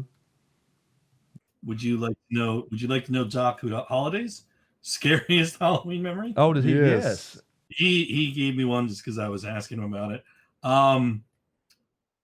So him and his sister apparently were trick or treating, and they went to their neighbor's house to discover the neighbor's dead inside the living room. Oh my God! Like shit. on Halloween. True story. I was about 6. I think it's something I will never forget. So they weren't pretending for Halloween. No, they were actual corpses because I said, Oh, wow. my actual question was, did you at least get some candy? And he said, I don't think they had bought any candy. They had been deceased for a while. Oh, my gosh. Damn. Pretty much put an end to getting candy after discovering that. That's a great The cops story. can't- No shit. Damn, that's horrible and kind of a good story, like you said, at the same time. I don't think they bought any candy. They've been deceased for a few days. So there's some smell coming out the front of that motherfucker. Wow. Pleasant, especially if you're 6. Oh God, yeah. No, that'd be horrible. Damn. Yeah, I don't have a story like that. That's a bad memory. I gotta tell you, I think Doc's got that one there. Yeah, that's a good one. He wins. Any costume you guys have planned this year for Halloween? Fearless Mermaid. I would like to know if you've got a Did you say costume? costume. I think I haven't done that shit in so Easton, long, you man. When I was probably last time I was like 20, 21 years old, I would dress up as Jason every year. I had this shitty Halloween mask but I had the real army coat and jeans and all that stuff and boots. I would always dress up, and I ain't done shit like that in so long. And I like, costume parties and stuff, but I've just gotten so used to working or something on those nights, delivering pizza. Now, and we stuff. used to go out to a friend of his, a friend of ours, but he, long-time friend of his property, and they had this awesome, they still do, treasure hunt, they call it, and it's a different theme every year. It's usually Halloween weekend, that Saturday, I believe. Yeah, it's usually, and it's a different theme every year, and you go out, and he's got, 10, 15 acres, I'd say? And it's all mostly woods, and then it's the open area in the middle where everybody lives in different houses. It's like you said, 10, 15 acres, and that's really, really cool. It is, man. And you're out there. I mean, I take it serious because it's a fucking treasure hunt. I want to win everything I fucking do. But so we used to do that for 3 or 4 years in a row at least. And it was one you could take serious because it was really hard and a lot of walking those trails. A lot. So some people would give up just out of freaking exhaustion. Yeah, I mean, and it was for adults and kids combined. So you had the kids there because the treasure was a big actual treasure chest with candy. But the adults took it seriously and kind of had to lead the way and find the clues and put them together and all that kind of thing. Yeah, the adults who didn't live there would be like, okay, this means this. Does that make sense to you? Yeah. And talk to the kids who live there, and the kids would be like, oh, over there by the barn. Right. And yeah, so that was fun. Yeah, out in the woods at night's fun anyway. They could charge people to do it. Yeah, they could. Absolutely. And they fed you Yes. like well. Every time. Like you got there, you ate first, everybody got together and ate, and then they picked the teams and explained the rules of the particular, and what it was about that year. Really cool. But we can still do that, actually, I guess. Absolutely. I want to say the last time I dressed up for one of those was the pirate one, maybe. I don't I remember those might because have- there was a couple where I saw you early on, and then James disappeared. Hell yeah. he got a little too intoxicated. Yes. He bowed out. Some nights were really cold too. Oh yeah. They'd have a big bonfire. You expect to be out there till at least 3. And they're in the concession business too, so sometimes they'd have the concession stand out there open and having hot chocolate and Oh, stuff. yeah, that was cool. That was really cool. Yeah, you could take a kind of break and then get some hot chocolate and a funnel cake. Yeah, man. That's redneck shit right there. It is. Yeah, that's the country. Such well written clues. I Yeah, just gotta a give them lot of credit. thought. A lot of thought is put into it. This is not just like It go. takes them weeks to do this. Yeah, absolutely. And this is just a guy who put it on in your neighborhood. Just on his own property out in the country. Out in the country. Yep. Yep. 10, 15 acres of woods and whatever. trails And He would go out there on his like Gator, John Deere Gator, Yep. and go around to all these different places, which I imagine it looks so different in the daytime. Oh, But boy, absolutely. at night, some of those places look Yep. incredible. They'd have lights and candles and stuff lit up out there, and Yeah, you're down in the middle, pitch fucking black, but you got flashlights and stuff, obviously. But then you come across this candle lit tree with fucking shit hanging in it, and it was really cool, man. amazing. And then each team, depending on if there's one or 5 teams or whatever had their clue there, and it was colored or whatever, color coded. Just for instance, like in each team, you know, you're assigned a color or something. So you'd get your envelope for this clue, and in the envelope might be a rope with a bunch of knots in it. Yeah. And you would have to attach the rope to a certain fence post and then go to like the 3rd knot and then dig in the ground or something and find your next clue. And I mean, it was well thought out and done. Real treasure hunt. Yeah, real one. Yeah. Like they would paint bricks gold when they did the Wizard of Oz thing. Oh, that was yes. Yeah, you were out there finding gold bricks in the woods. Yep, and clues on the back of them. Really cool. Well, that beats my Halloween plans of just getting hammered this year. Yeah, we'll go back and do that again, man. We really should. It was fun, man. You got to get good at like writing clues. Like, I don't know. Like, No, I've always wanted to do that. It's like what we go to a lot of. We're used to when other house before they need to change some of these, but we did escape. I just love shit like that. Escape rooms, treasure hunts. That's why I do geocaching stuff. Right. I just like that type of thing, man. I like figuring, and I like writing them. You know, I like to be the one to put them together. So that'd be cool. have you done an escape room recently? Probably.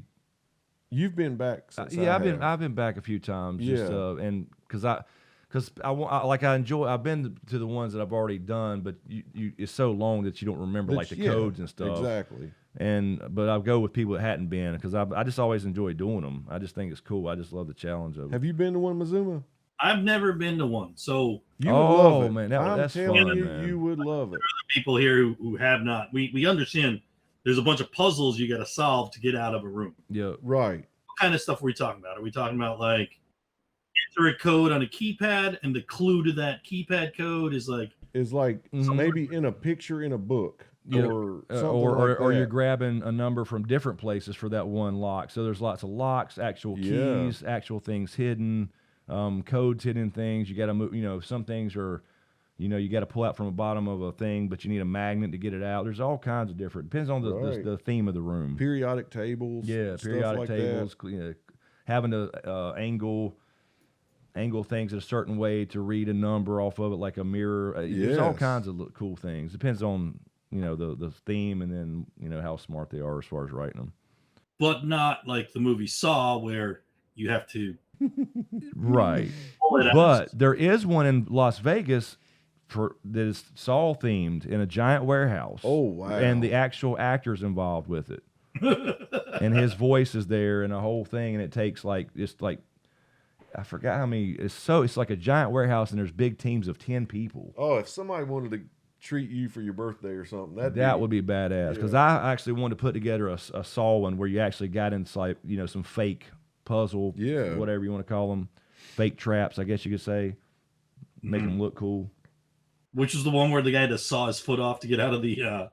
Saw one, the first one, man. Dude, that first one, that was mind blowing. I'm looking forward to this new one coming out, but it's been bumped to 2021 like everything else with Chris Rock, right? Chris Rock is in Saw? This new one coming. Really? Yeah, he's a detective.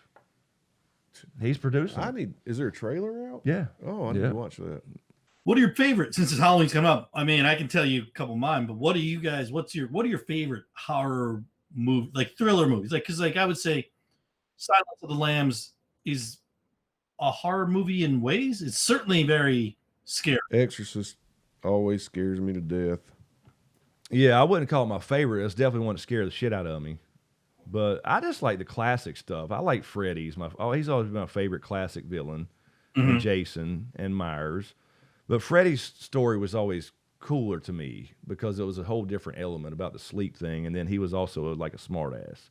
And Halloween, I was talking to another friend of mine, and like for this month, he's going back and watching a bunch of old classic horror movies, and he's back watching those old Hammer horror movies from the 60s and 70s, and some of those, when I was a kid, you know, they really reinvented Frankenstein and Dracula for a new generation back then, and those are good, and I had forgotten all about them until he mentioned them the other day. Makes me want to go back and watch some of them. But I mentioned to him the 1979 movie When a Stranger Calls, and I don't know that it works well today when you have caller ID and all this stuff. Right.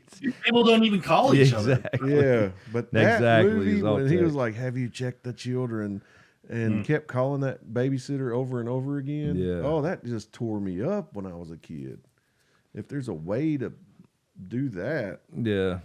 But Hellraiser, Pinhead was another one. Just the classic stuff. But then as far as like Halloweenish or scary thing, vampires has always been a thing. Underworld, I love the Underworld stuff. Oh, that's a great series. I just love the Lycans versus the vampires, and that whole story is cool to me. I really thought Scary though. No, it's not scary. That's what I was saying. More of just saying like whatever, kind of something equivalent to what's considered a monster movie or whatever, I really thought Scream was awesome. When I first saw Scream, the first one, man, I was like, how cool is this? Yeah, I enjoyed it. You know, It was playing more of off all those. yeah, it was more of a whodunit type thing too, though, Yeah. with it. So I like that aspect of it, figuring out shit. And then obviously that mask became iconic. Yeah. Yep. And there was a guy, honestly, on a side note, Mizuma, in that movie, the first Scream, he graduated here locally. Yeah, Skeet. He went to Northwest. Yep. Sure did. Skeet Ulrich, right? Yep. Oh, really? Yeah, he's a local boy. All right. So I guess when I had went there and in 7th grade, so I guess he was a couple years older or whatever. Yeah, he was but- in my grade, Okay, so 91. so he would have been in my ex. Okay, yeah, so yeah, that's right, because she knew him well. An ex of mine. Oh, yeah. Oh, really? Yeah, he graduated from same school my daughter graduated from. Hmm. But my all-time scariest movie is a joke to most people, Jaws. Yeah, I know No, that has I- nothing to do with Halloween. No. That's 4th of July, but I'm just saying. Killed beach traffic or beach attendants Yes. the whole year. yeah. James is a Sharknado freak though. Sharknado. Ain't that crazy? That's just. Oh Lord, I don't even get it, but No. It's like snakes on a plane. snakes. I'm sick of these motherfucking snakes on this motherfucking plane. The hell was that? And why would anyway? I guess people pay for it. What's the scariest movie I've seen lately? I don't know, man. Any scary movie, any movie I watch will Like when I watched The Ring and The Grudge and all that stuff, it just wasn't scary to me. Maybe it's just I'm too cynical now or something. But we tried to watch Old Elm Street and thought, God Almighty, this was not what we remembered. I know. I still love the concept though. Well, what year did Nightmare on Elm Street come out? Like the first one is I think 80. 84. It had to be 84 or so because I remember at the think. gym theater, and I thought it was the scariest shit ever. Seeing the previews and stuff, it was like, oh God, you can't go to sleep, and that's the worst thing ever. Right. The thought of The that. thought of that. But then we were talking about how cool the classic stuff was, and his son was over, or maybe when he was staying with us. Yes. And we was like, yeah, let's watch the original Elm Street. We pulled it up, and Yep. it's like, oh my God, 84. it's not really that well so done. it's like 4 or 5 years younger than what? Friday the 13th, yeah. the first one. Which the first Friday the 13th was never my favorite or the scariest or anything. It was from 2 on when I was a kid. Those were the ones that would always scare me. What about Jason Takes Manhattan? Oh, See, Lord. that it was again. more for just to say I watched it. Yeah. You can't watch, like if a new Saw movie comes out or Friday, you got to watch it, even though it's going to be horrible, most likely. I mean, those haven't been too bad actually, but like for any Friday the 13th, you got to watch it, But Oh. yeah, I mean, I'm come sorry. on, man. Paranormal Activity. Those movies scared the bejesus out of me. Like I would not watch it. I probably watched Paranormal Activity 10 years after it came out. Right. That's how long it took me to get the nerve to watch it. While all my friends were going to the theater saying how awesome it was, I would never go. I did go to the theater to see Blair Witch. I thought that was pretty creepy. I think it doesn't get the justice it deserves, the praise it deserves. Everybody makes fun of how the camera shakes. Yeah, but at the time, the way they did that and the marketing behind it was genius. It was so genius. Everybody thought that was a real thing. Found footage films Yeah. are just cool, and that's the reason why. And they owe, a debt of gratitude to them. Do you even find the movie It scary? Not at all. No, Cheap. I don't like Stephen King stuff in general, except for a few things. We were talking about this the other day. Mm-hmm. I never understood it because, I mean, once you find out what it is, it's like it's not even. Don't even make no. It's an alien thing. It don't make no sense to me why. And I've never understood the clown thing, honestly. The first when it was made for TV, With John Ritter. Right? yep, that one scared me more than the new one. Mm-hmm. Well, no, the new one I think had a lot of just the cheap jump scares, which I think as you get older, ooh, the screen's focusing in, the music's getting quieter, and it's coming, so it's like, all right, I'm gonna get a jump scare in about 2 seconds, and you can only do that so many times. And they I was a senior in high school when that first one came out on TV, and I just remember it was the concept, really. It was the idea that these grown-ups are so terrified when they're getting these phone calls that one of them commits suicide instead of going back to face that thing. It was that concept. As a 17-year-old, I was like, wow, man, this is it's like the build-up was better than the reveal. Right. Speaking of crossover question, what's the best porn adaptation of a real film that you've ever seen? I got one. No idea, honestly. The reason it stands out is because it's like the first porn movie I ever saw, and it was a remake of 9 to 5, and it was called 8 to 4. Yeah, it was a remake of the 8 to 4. Yes, and honestly, Ron Jeremy was in it, and Oh, if my Lord. memory serves me correctly, because I was young, and I just remember I was with a lot of older teenagers, and I was way too young, like way too young to be watching that. And I kept going on and on about it to them. Yeah, like, I can't believe it's showing like that. Like, I didn't even know how to say what I was seeing. Right, exactly. Yes. And they're like, that's the point. Yeah, I've never actually. I think I've seen I've never actually seen any adaptation. I saw some clips of Game of Bones and stuff. I don't know where I saw them at, but I knew about it. Obviously, people were making fun of it, but I don't know where I saw the clip. Maybe I looked them up. I don't remember. Probably did, but no, I don't. Other than that, I've never seen any actual adaptations because, I mean, maybe I have. I don't remember. Who knows? When I was a kid. Because back then it was mostly magazines, and then it was hard to get tapes, and you had to hide them somewhere. Yeah. Oh, I was always watching them somewhere else. Yeah, I don't think I ever had a collection myself. That's what I'm saying. I'm trying to remember. Like you had big brothers of friends who had shit That's like right. that. Yep. Exactly. Or you'd be spending the night with a friend whose parents were out of town for the weekend. Yes. And everybody bust them out. So it's basically about 6 or 8 dudes watching. Exactly. Exactly. It's weird. Oh, fucking kids, man. Hey, but you learned something. You damn right.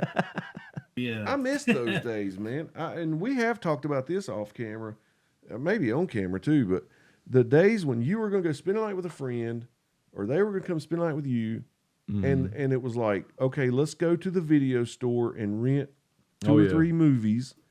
Yeah. And those days, man, those are some of the best times of my life. Was just the whole process of going searching, picking out the movies, ordering pizza or making pizzas, some sort of food.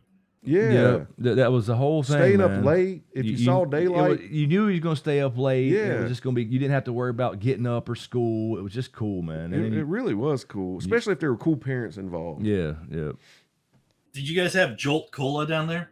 We did. We did. That was the thing for hackers, man. I got into Jolt when I was terrified of that stuff. So learning how to as whatever 13-year-old, you chug 2 cans of Jolt and you're hopped up running around. That was the thing in the hacker community when I started getting into that shit. Was Jolt Cola. That was, matter of fact, in the movie Hacker, they fucking had Jolt Cola. They had it was so big. That was Angelina Jolie, one of her first movies ever. Yeah. And also Johnny Johnny Lee Miller, who ended up Yep. train spotting, and they had actually, they had what's her name, Lorraine Bracco was in that. She played the girlfriend of the You could evil. just be making up shit now. Yeah. Yeah. Look, why it's a live stream. Oh, Mizuma edited that in. You had Lorraine Bracco, you had Johnny Lee Miller, Angelina Jolie. Who else do you have in there? I can't remember all that now. See, I got the first two. I still have old 2600 magazine somewhere in a box. When I moved, I had, I don't know if you remember 2600 magazine, Underground Hacker magazine. About, they're about 8 inches by 6 by 8 inches, little basically pamphlets that you got in the mail when you underground, and they taught you how to do shit like build red boxes like we were talking about. Oh, that's where you learn how to do that stuff? Yeah, that kind of shit. But that was all featured in fucking Hacker the movie. They put out every little stop they could. Well, the old days when you had a touch tone phone and you could mock the pulses. Yeah, that's what a red box is. That's where I learned to do it. And then the one where you go to the payphone and you record a bunch of coins going through, and then you could play that, and it would essentially money. When you change the crystal out to a 2600 megahertz crystal, the star tone for those was a quarter. And then so you just play your little phone thing that you stored numbers in that would dial through the thing, and it thought you dropped a quarter in. So that was any young person listening to this would be like, that's a waste of time. No, that's important. Back in the day, paying for phone. A, what the fuck is a payphone? Exactly. Yeah. And B, what are you talking about using quarters for shit? Yeah, and that was valuable. So those tones those fake tones now pretty much that they hear, that meant something back in the day. 4 of those specific tones meant a quarter to a damn phone. So if you could emulate that right into the speaker, then it thought you put a quarter in. And I did think of one more scary movie. I don't know if any of y'all had a laser disc back in the day. My uncle did, but I never had one.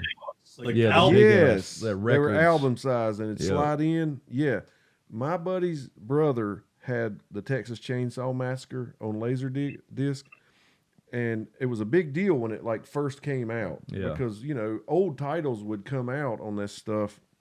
I'm sure that again is hard to imagine. Like they can go to Netflix or whatever streaming service and everything's available, but there was a time when licensing was involved and all this crazy stuff, so titles wouldn't get released for a while. Yep. Well, when this came out, 2 or 3 of us stayed over there to watch it, but we couldn't spend the night. So I had to watch the Texas Chainsaw Massacre, which in the beginning starts off with something about, the events in this movie are true, based on true events or something. Right. And then I had to ride my bike back home in the dark after watching that. Stranger Things. That's one of the most terrifying feelings is just going as fast as you can. You hear the wind going by your ears. Yeah, exactly. You're just thinking, there's no way anybody could catch me right now, even if I heard a chainsaw crank up, Exactly. Oh, shit. But yeah, that movie scared me. But that's another one I can watch now, and it's not that scary, but that one still holds up pretty good.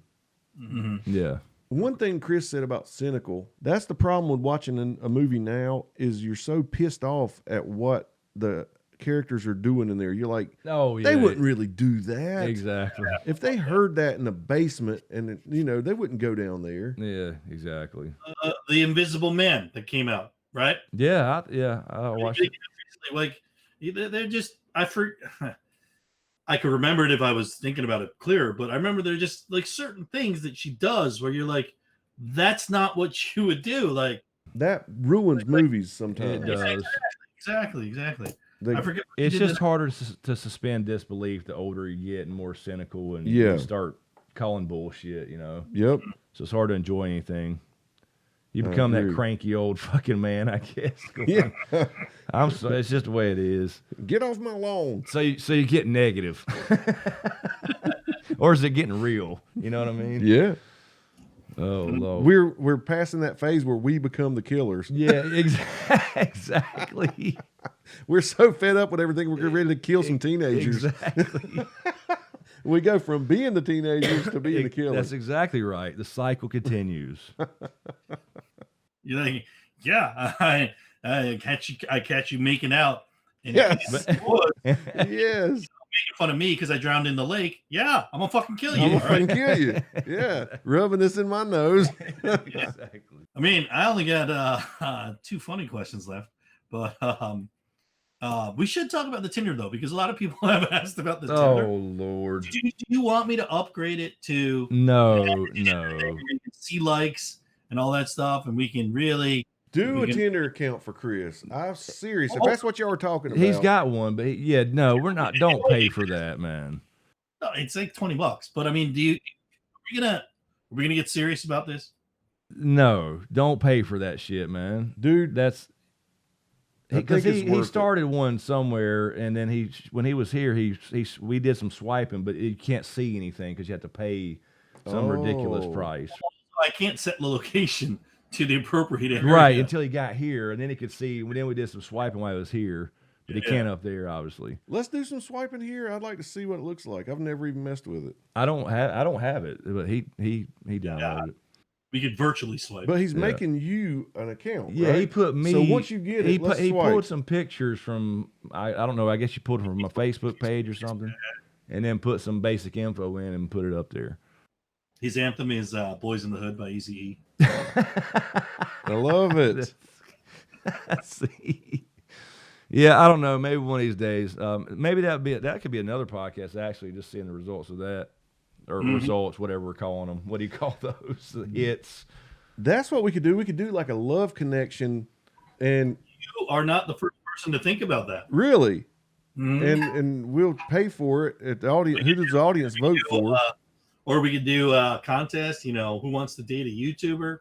Oh It's yeah. like, Oh God. Yeah. Like the old Chuck Woolery. Was Chuck Woolery? Yeah. Yes. Be back in 2 and 2.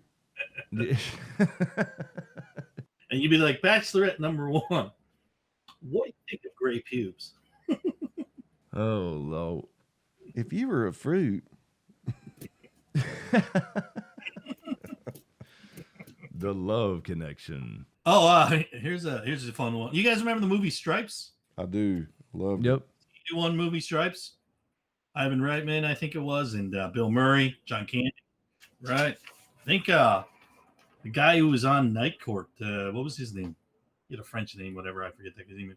But anyway, help me out here, guys. Can you complete the following quote from the movie? Oh man. Oh yeah, the guy from Night Court was in there. I'm forgot trying to remember about which that. one. You're talking about the tall guard. I can't No, remember who. the other lawyer. Oh. Larry Kent. But recruiter. Now, are either of you homosexuals? John Winger.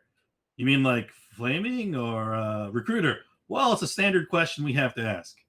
What does John Candy say next after? Oh no, sorry. What is Ivan guy? The guy played Egon. That guy. Yeah, him. Yeah. Man, I fail already. Yeah, guys, it's been so long since I've seen it. I have these flashes of the movie. Exactly. Hold on. Okay. Damn it. Yeah, I've already failed. Give it There's to me. No, we're not homosexual, but we are willing to learn. Damn it, he does say that. Yes, he does Yeah. say that. Yeah, of course. I mean, like- Come on, give me some more trivia, damn it. Oh man, we could do a whole episode. Yeah, we should Yeah. do that another time. Voting. Yeah, that would be a fun one. Revenge of the Nerds, Animal House, Beverly Hills Cop 1 and 2, Caddyshack, Trading places. Oh man. Trading Places. Oh yeah, Trading Places. Mortimer. Axel F. Axel F. Man. Yeah. Yes. Do you remember the guy from? Remember the guy who played Balky Bartakamus? Yes. Serge, Yes. the art gallery guy. He's Right. he's like, maybe I could make you a special cappuccino with a twist. He's like, Valky. Serge, how much does one of these things go? He's like, $100,000. He's like, get the fuck out of here. He's like, no, I cannot. It's my job. I work here. Yes. Yeah. I can't get out of here. Or he's like, Axel Foley. Tell Jenny that Axel Foley is here to see her, please. And he doesn't he say he's got STD or something Oh, that's the Victor Maitland scene when they're trying to get into the restaurant. in the restaurant? Yeah. And he's like, you tell Victor. He's like, is Victor Maitland here? And the guy's like, maybe. He's like, you know, tall, kind of dark complexion, brooding eyes, Capricorn. And he's like, he may be here. He's like, well, he's like, do you have a message? He's like, you tell Victor that Ramon, the gentleman that he met at the club, tell him that I went down, I got tested, and I have herpes simplex 12. And the guy's like looking at him. He's like, maybe you should tell him this. And Eddie Murphy goes, yes, I do think that would be best. Yes. I do think that would be best. Exactly. Yeah. It's like, you're right. Yes, I do think that would be best. I always throw out just randomly, I'll be like, and this is the guy who wrecked the buffet at the Harrow Club this morning. Oh, that reminds me of damn Vacation. Dude, he was so huge back then. Like 48 hours and all that too. 48 Hours, Trading Places, and Beverly Hills Cop. It's huge. 2 of those movies are the best comedy movies of a good chunk of the 80s. Like, I mean, you still got Airplane, you still got Animal House, but I think those are 70s anyway. You got Caddyshack, you know? Yeah. Mm-hmm. We were talking about him a couple of weeks ago about he couldn't come back these days. No. Revenge of the Nerds. Revenge of the Nerds. Revenge of the Nerds God. is one of my all-time classic Oh, movies. yeah. And I know that wouldn't be. It was about the underdogs. It was about the underdogs. Exactly. That's right. It had an Asian character in it that some people might say was an early role model. Yes. Which Takashi. honestly, when y'all were talking about Karate Kid in the very beginning of this thing, that's why I like that, is because I always identify with Daniel LaRusso, and then y'all were like, he's a fucking bad guy, and I'm like, I can't look at it that way. Villain. I cannot look at it Yeah, that way. man. I was just waiting for the beach scene. It wouldn't have happened. I wanted to get a bonsai tree and fix up an old car and all kind of Oh, shit. yeah, that when I part a was kid. cool, you know, what he did, but he was just hiding the truth from Mr. Miyagi, acting like he was the victim. Telling you. Has James seen? Have you seen Cobra Kai? I mean, he went in there and I've dumped. seen like the first 2 he episodes. dumped water. I loved it. You know, he did the shower thing, right, in Halloween. Yes, I There's love that yeah. costume too. The costume, he dumps the water on the skull costume, and Johnny chases him, and he gets his ass whipped by Mr. Miyagi for him pulling the prank. Exactly. Well, I never really thought about it that way. He did instigate that fight. He did, and the beat And then scene he's running was, through there and he's laughing. He's thinking it's funny exactly. after they're chasing him. And that was a real serious thing, actually, about, or as far as you know, people really thinking about it, like, wait a minute, who's the bully here? I'm gonna take your girl and embarrass you. Exactly. Yeah, I didn't He's the think one that about it like approached that. her on the beach, picking up her radio, trying to hit on her in front of his fucking and the Doing boyfriend. the stupid soccer ball crap. Exactly. I forgot about the soccer ball. Exactly. Yeah. And then she's like, I'm Allie with an eye. He's like, I'll see you later, Allie with an eye. Yeah. Exactly. And he goes to her rich house and he puts his foot on the brick and it comes off. I always felt so bad for him. Finally, we got through all of them. And I mean, I'd say, it's not just me. And, people like Mother Dragon, Natalie, stop saying Dirty Sanchez, Mike Andrea's back, Doc Bukaki Holiday, Steph Snow, D Brown, Lord Kev of Taco Bell, Nicole Warden of the North, Fearless Mermaid. I Me. love all those guys. That's awesome. Yeah, They did that's all cool, this. man. A certain sleuthing Canadian YouTuber also. How do you win in roulette? That was a question I attributed to her, but it was a good. I mean, I think I probably hadn't reached out to Nicole Warden or Fearless Mermaid. I hadn't reached out to him in a while. Yeah, Nicole was on Twitch for a while and disappeared, and then came back for a couple of days and disappeared again. But everybody's busy with their own lives, and who knows what's going on with 2020. Oh man, it's the season 8. It's the season 8. Yeah, it screwed up a lot of shit. But man, this was cool, man. That's pretty cool, man. I didn't know you snuck out and got questions from other people, but I think it's awesome. it was fun, man. I'll try to split this up however I can. This is going to be long. It will be. Assuming that's still recording over there. we'll see, because we might not have video for the second or third one. A lot of people were just asking stuff, and especially some of the folks that maybe aren't as frequent to Twitch and stuff. Haven't been around, and I think we all miss the community. And for whatever reason, would like to see something come back of it. And obviously we don't know how that would work. And the underlying problem of the monetization is still a pain in the ass behind all that. But it's 2020, man. This has been a shitty year, man. We need something fucking positive, man. I agree. Yeah, that is true. That is true. Maybe we'll figure something out. Maybe we'll just call it the SmokeScreen Podcast Live, once a week or something, or every couple of weeks, whatever happens. I need to do something. Be kind of cool. It would, especially to see who would show up. Yeah. Because Well, we have streamed some, and I've streamed some alone, and it's not the same without that. Like I said, that core theme or whatever. But it's weirder not bouncing off James too. So yeah, I can only imagine.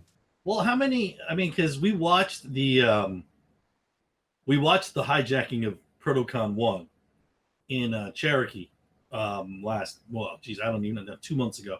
I thought it was last month, but I tell you, I don't know how much fun people watching it had, but I can tell you that I think everyone who was at Protocon 1 who ended up meandering through that stream on the front side of the camera, I think we had a goddamn ball of a time. It was cool watching that in Cherokee. It was really cool. Yeah. It brought back that whole moment, and that was a cool moment. Yep. No, that was real cool, man. And the fact that it was pulled off, no matter how few people showed up compared to when we first started talking about it and Right. all the hype, that was amazing that it even came together like that, and that many people cared enough to drop in. Yeah, that was a big deal, man. People spent a lot of money traveling and all that kind of stuff just to come see a couple country boys, and we had Val down and everything, so I'm sure a few people showed up for that too. But that was the whole thing, man. It was cool. It was I said it was kind of the pinnacle of this whole thing. I remember that first day we sat up there talking. It's like, all this shit started with just, hey, I want to talk about this, movie or show or whatever it became, and then all of a sudden people were, it's the fan thing was weird, but it's cool. Yeah. This community that was built around this. Minus Doc Holliday and Carol Brown, most of us had never met each other, let alone Right. And that's Right. that's what's really cool to me too about this whole thing is, you guys are all some of you guys are all friends, all flying here in real life now, through these communities and stuff. So it's really cool, man. Well, I've met, I was in England. I met up with Frack. Yeah, Frack. So I reached out to Frack. I didn't hear back from him today, but Taryn out on the West Coast. Don't say Dirty Sanchez here on the East Coast. That's your neighbor, man. Might as well be. All around. It's just been it was a real nice thing to kind of have something in common and organic versus, a lot of times you meet people through work or some shit like that, and then they annoy the crap out of you. Yeah. Right. Because here you can just click, get offline, stop streaming. So, but yeah, man, I just, I want people to know just how, because we've mentioned a million times, we talked about it earlier, but it was very therapeutic for us too. And that's something that's definitely been missing, since this whole thing ended and changed and whatever. But there's a lot of back end bullshit that goes on, Life is complicated and the logistics are not simple, but I think that what I heard from talking to people and people who didn't even get back in time questions and all that stuff is we all agree we miss it. We don't know what we miss, and we don't know what to replace it with. Definitely, you miss coming together. When I think Taryn said, when you get together in a place where it's cool to be a nerd, Yeah. Right. Yep. It is. And it's like the Cheers song, Yeah. You gonna sing it? I ain't singing it, but you know what I mean. Yeah. You like getting together with people who care about you and come on, James. Sometimes you want to go. Where everybody knows your name. Oh God, I don't even remember. Who's the Cliff Clavin of the the SmokeScreen community. Oh, Lord. I think we have an idea. Hmm. I think James knows he's got an idea. All righty. Anyway, yeah, I'll break this up. So this will probably be, I don't know. We'll see what it ends up being, 2 or maybe 3. I don't know how long we got. No, Yeah, we'll be making jokes. It'll be like the podcast with Mizuma, parts 1 through 5. Yeah, exactly. We'll have a shirt, and MA Doc will make shirts, parts 1 through 3. And by the way, it's Mizuma10000. Remember? Yes, and by the way, we'll drop all his personal information, including his real name, address, social security number, and credit card number, in the description below. Absolutely. Exactly. Yeah. I mean, all that shit's in my ex-wife's name, and she's got a lot of debt. So, sometimes you think you have true love, and then Preach, brother. In an Escalade, Yeah. going down an Escalade, and then then it's all over. Right. Preach. All right, man. Well, appreciate it, dude. All right, hey, thank you for letting me on here, man. I appreciate it, and I hope you guys are happy with the content, and I tried to get some people engaged again for you. And, Yeah. No, it's it was really idea. cool. Really cool, man. Yeah, it was definitely fun talking about some of that stuff. Chris, honestly, I appreciate it, man. Yeah, man. No, really, it was cool. I'm glad we finally got it done. It was fun for me to go to folks and tell them I needed some questions to ask you guys, and make it serious, make it silly, make a game, whatever. Yeah, that's what we did this for, man. So we can talk about whatever the hell we want to without rules and restrictions or staying in a lane, I guess. And I'm just really overwhelmed a little bit by the people that came back and gave multiple questions. Some of them. So. Oh yeah. Yeah. There were more questions too, but they kind of all started. They all started kind of getting the same questions. You know what I'm saying? Yeah. Yeah, it makes me feel really good and humble. Very cool. Very cool. All right, guys. All right, Take man. them easy, man. Have a good one. Good luck to those Yankees. All right. Later.